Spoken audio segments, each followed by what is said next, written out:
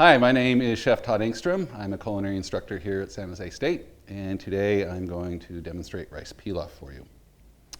The first thing we want to do when making our rice pilaf is to assemble our ingredients. So I have half a cup of rice and a full cup of broth or stock. Any kind of stock will do. You could even use water if you like. We're using vegetable stock today. The ratio of rice to liquid for a rice pilaf is 2 to 1, okay? So 2 parts liquid to 1 part rice. So I've put my stock over heat because you want to get that nice and hot. And you also want to make sure that your stock is very well seasoned. So I'm going to add in a little pepper and some salt.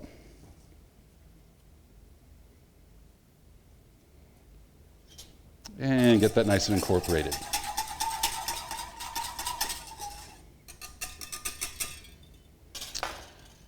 Next, I'm going to put another pot over low heat, low to medium heat, and I'm going to add in a little bit of butter.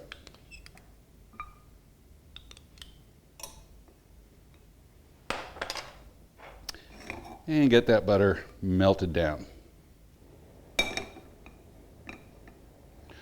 I have a 1/4 cup of small diced onions that I'm going to put into the pot with the butter. And we're going to do a technique called sweating. Sweating is a lower heat than sauteing, and you want to stir pretty constantly. After you've sweated your onions correctly, it actually looks like the onions are sweating themselves. They become slightly translucent, as you'll see in a moment here. So my butter is melted, and I'm going to add in my onions.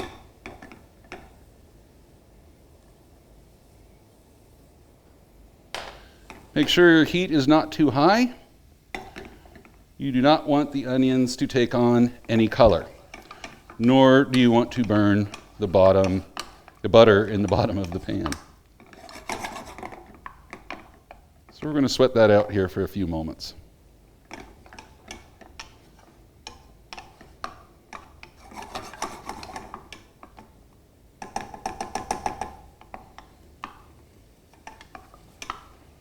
As I mentioned earlier, any kind of rice can be used to make rice pilaf. Not a bad idea if you're using something like a jasmine rice or a basmati rice or something like that, to rinse your rice well and drain it well afterwards. You're going to wash a lot of the starch away, and that's going to help your kernels stay nice and separated and not stick together.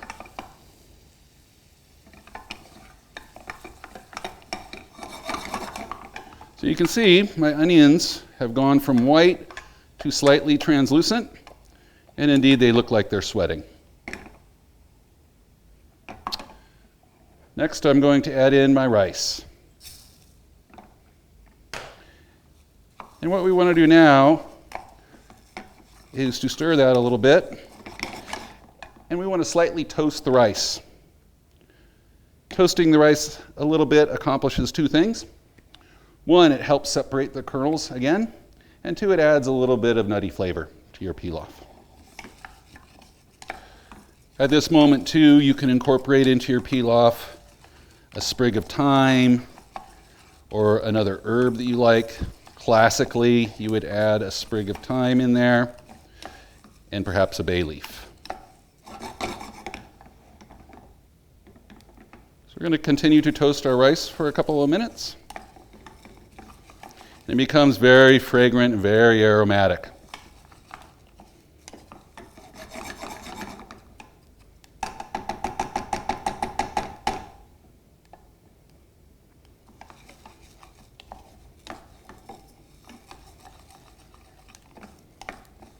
Now you could probably toast this a little bit longer.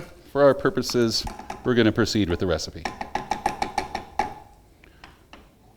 I have my stock, well-seasoned stock, hot and ready to go, and that's going to be poured right into the pot. And you want to hear that sizzling sound. You just want to stir this extremely briefly. Make sure that you get the kernels off the sides of the pot, but you just want to make sure that the rice is incorporated with the stock. Bring it up to a simmer, as you see here. Reduce our heat to low, and cover it with the lid. At this point, you can complete your rice pilaf on the stovetop entirely, or you can put it into an oven, assuming that your pot is oven-proof. Putting it in the oven generally takes a little bit less cooking time because the heat is surrounding the vessel, but it's perfectly acceptable to cook it entirely on the stovetop. You just want to make sure that your heat is nice and low. You do not want a hard rolling boil. You want a very nice, gentle simmer. Make sure it's covered, and it'll cook for about 10 minutes. After about 10 minutes, you'll want to take the lid off and pull the rice back and expose the bottom of the pot. If there is no liquid left in the bottom of the pot, your rice pilaf is ready. It's been about 10 minutes and it looks like our rice pilaf is ready, but let's check. So we want to take our lid off, and if you take a fork and go down to the bottom of the pot, you don't see any liquid. So you know our rice pilaf is ready to go. Now it's perfectly fine to eat your rice pilaf just like this, or you can give it a little bit more flavor, I guess, and add some butter into it. And lightly fluff it with a fork. And you'll get a beautiful, wonderfully tasting rice pilaf. Let me put this on a plate for you.